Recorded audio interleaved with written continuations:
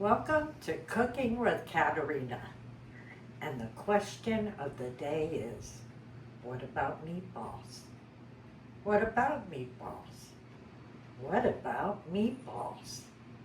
Well, let me tell you, there's probably 100 different ways you can make meatballs. But I'm going to show you the way I make them. There could be different ways you can make them, but in our family, we have people who are allergic to pork or eggs, and the recipe has to be adjusted accordingly.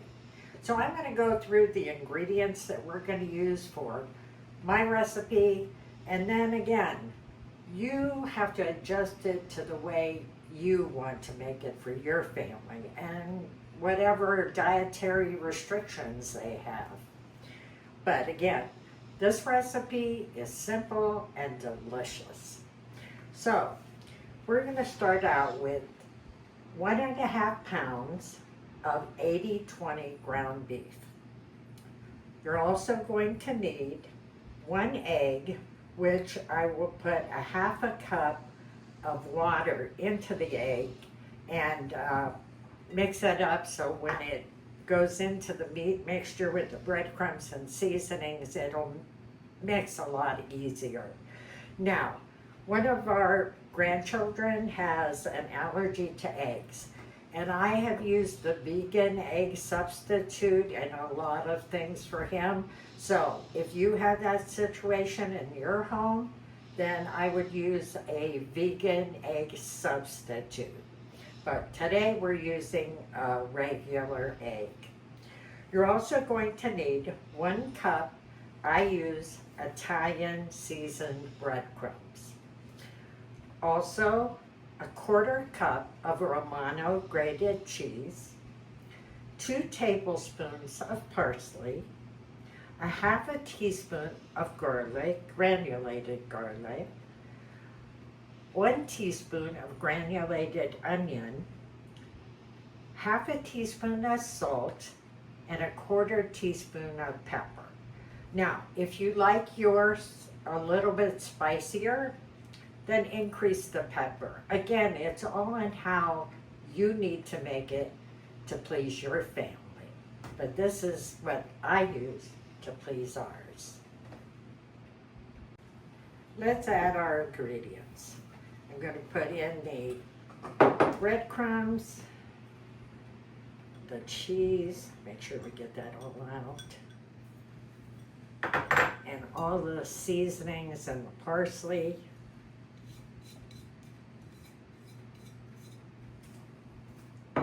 Now again, I take my 1/2 cup water, put it in with my egg, and then use a whip, or you can use a fork, and kind of mix that together. It makes it so much easier to blend everything together. So let's put that in there. And if you haven't, at this point, you want to make sure you take all your rings off, because we're going to get in here and start mixing everything with our hands. And I have mixed this real good. You don't want to overwork it though. And it's ready to be formed into meatballs. Now, I love scoops. Whether I'm cooking or baking, I have all different sizes. Now, it depends on how big you want to make your meatballs, what kind of scoop you want to use. There's the bigger one, and I like this next size down. To me, it's like the perfect size. If people want more than 1 meatball, that's fine. They can grab more than 1. But this is the size I like to use for the meatballs. Now, this amount of meat will make anywhere from 15 to 17 meatballs using the scoop that I'm using. So, what I do is I dip them in there,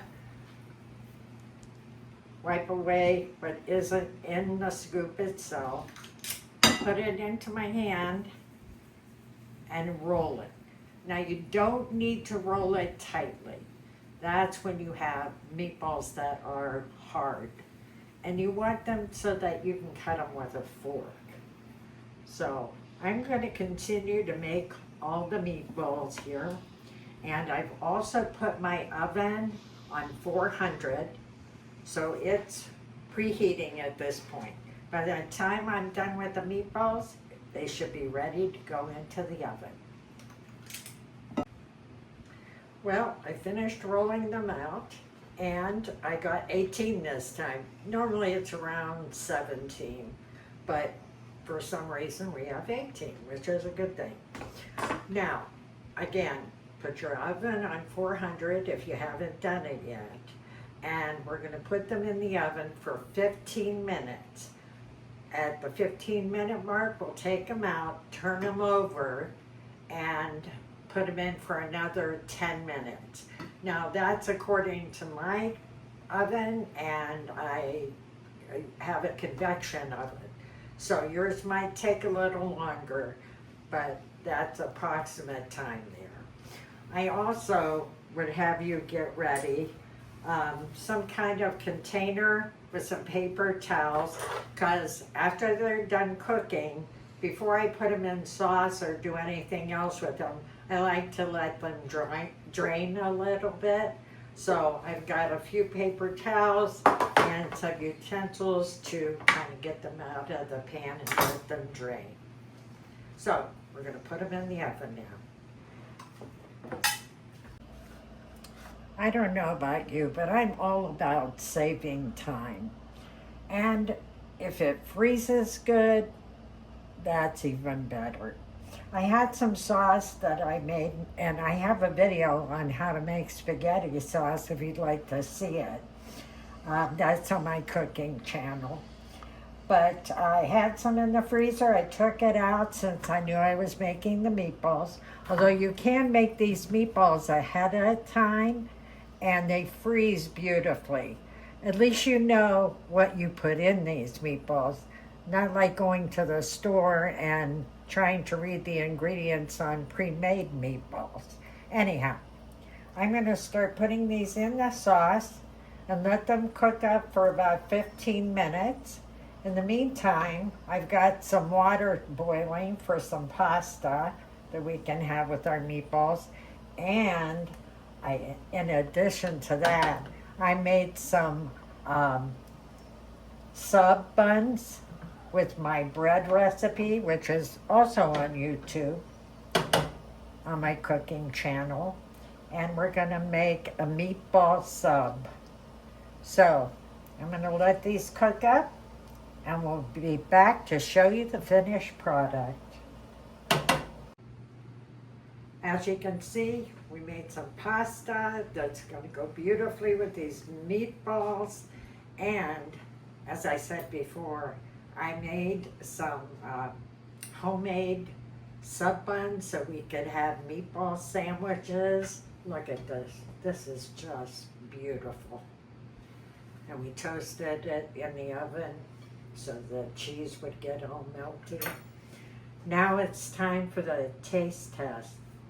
And as you can see, that meatball just cuts with your fork. I always have a habit of grabbing too much, and then I can't talk. So we'll try to grab a little piece of the meatball.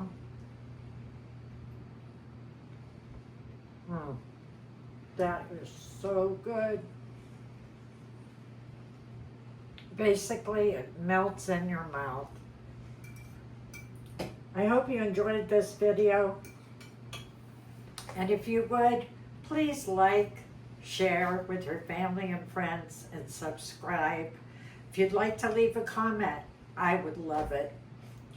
And if you want the recipe to the bread or the pasta sauce, check out my other videos. They'll be listed somewhere on the screen.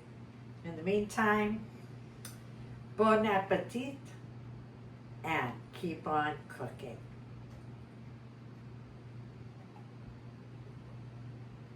That's a wrap. Okay, I'll be right back.